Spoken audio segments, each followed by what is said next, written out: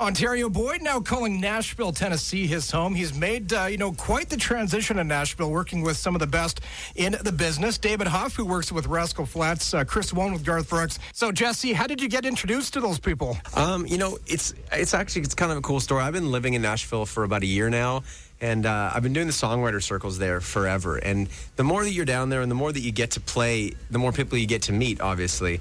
And I came across a producer named Lindsay Rhymes, who produced half the EP. He was a new cat in town from Australia. He introduced me to a couple writers, and before I knew it, I was having beers with Dan Huff and David Huff. And David said, "I'd love to produce your record." So it's really just a big networking world down there. And being down there, you get to meet all the great people, and that's very indicative of country music in general. It's a big family, and everyone wants to help everybody out. You just got to put yourself out there. So you're not just branching out into music. You've been involved since, I believe, back in 2001, when you're 17. Yeah. You're a young kid. Yeah, I've been doing this for what seems like forever, but I mean, it's still brand new to me, which is nice. I think that something that you love doing never gets old, and I've been writing since I graduated high school. You know, before I left high school, I had a couple cuts on the radio with some Ontario bands, and went down to New York. I ended up playing guitar for a girl named Fifi Dobson. Wow.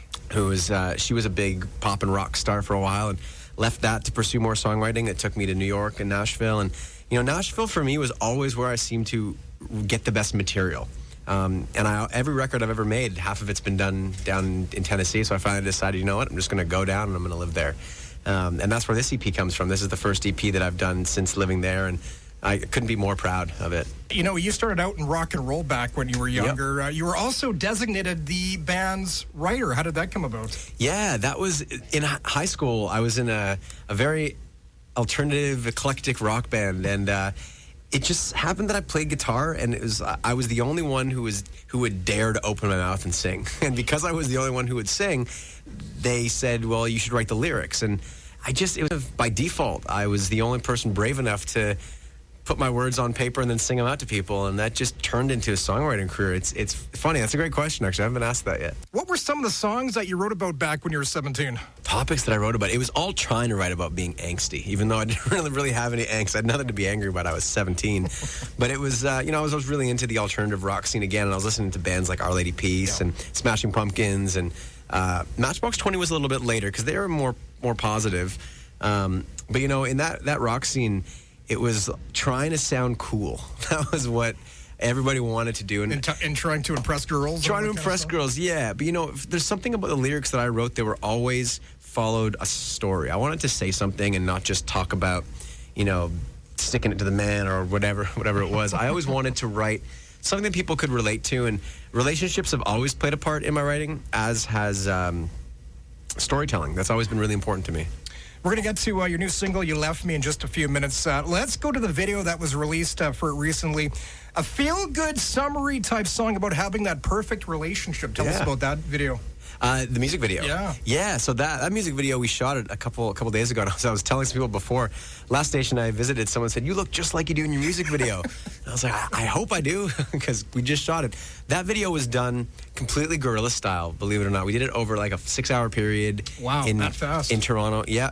I don't know if I should say this or not, but we didn't even really have any permits to shoot anywhere. We just took a camera, great director of photography, and I played in an alleyway and against a wall, and then went down to the beach and did a little beach walk, and the whole thing was very organic. And I think that's what I wanted out of the video. I didn't want it to seem staged. There were no lights in the video. It was all natural light that we used. Again, the song to me was always a really organic, heartfelt song that was not overproduced, and I really wanted the video to mirror that. So I think that we achieved it, because I've gotten some really good feedback on it. Great video, man. Thank you. You worked with some amazing people so far in your career. Jordan Knight, New Kids on the Block, the great Alicia Reed, and of course you opened for Keith Urban last year at the Stampede. That must have been cool. That was a career highlight for sure. I mean, yeah, I've played some cool shows and got to go on some cool tours, but when I got that call that said, you're going to open for Keith Urban at the Calgary Stampede in a stadium full of 25,000 people, I thought, are you kidding me? You think it was a joke? It was. I wasn't sure. I was like, hold on, because I'm about to call everybody that I know and tell them to get themselves down to Calgary. That was incredible. And Keith is an amazing, amazing entertainer, but an amazing person too. He's really, really kind.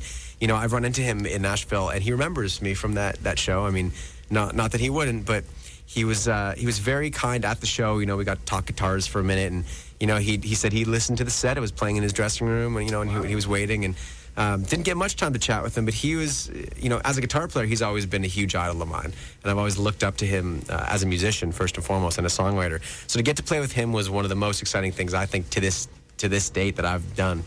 One of our newest, adds to the rotation here at CFWA. I shouldn't say newly. About 2.5 weeks is your single, "You Left Me." Thank you. Love the song. Tell us about it. Thank you. It means the world when I find out that someone's been playing something that I wrote and that I hold dear to me. And this song is important to me. It was one that we wrote down in Tennessee with four writers. Most of the stuff that I'm doing nowadays is co-written. And that's huge down in Tennessee, in the country world. You can only get better by playing with people that are better than you are. And wrote this with a guy named Chris Wallen. Chris Wallen wrote that new Garth Brooks single, which didn't do well enough, but People Loving People's great song. He wrote Don't Blink for Kenny Chesney. He wrote Got a Little Crazy for Kenny Chesney. He wrote almost every Montgomery Gentry hit. And there's, in his office, there's so many plaques. There's not even room on the walls for them. Wow.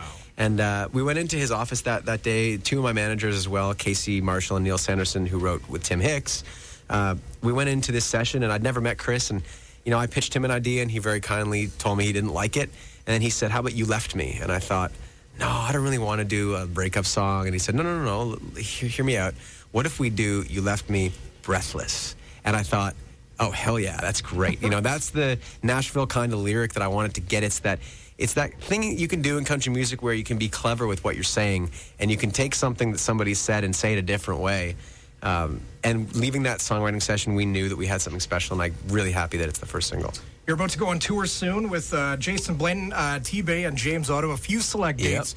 Saturday night you start that, eh? Yeah, it's crazy. I'm literally going across the country, flying back, and probably going to be sound checking half asleep, but it's okay because it's Halloween, the first night of that tour that I'm joining, and I think it's going to be a lot of fun. They're great guys. I've known all of them for a little while. Actually, I met James Otto on my very first trip to Nashville. Right? Yeah, Cool. Years ago. This is when he had his big hit. Yeah. With Girl I Just Got Started Loving You. And to have him on that tour is super cool. Again, I'm not doing all of it, but that's why I wanted to come out here, and I wanted to meet the people in the cities that I don't get to join the three's a party, because four's a crowd, and I don't think they want a crowd on the stage at every single date. All right, well, let's get you back in Edmonton soon to put on your own concert soon. I would love to. That'd be fantastic. Jesse Labelle, appreciate coming in, man. Thanks for having me, man. You're that sunset everybody talks about.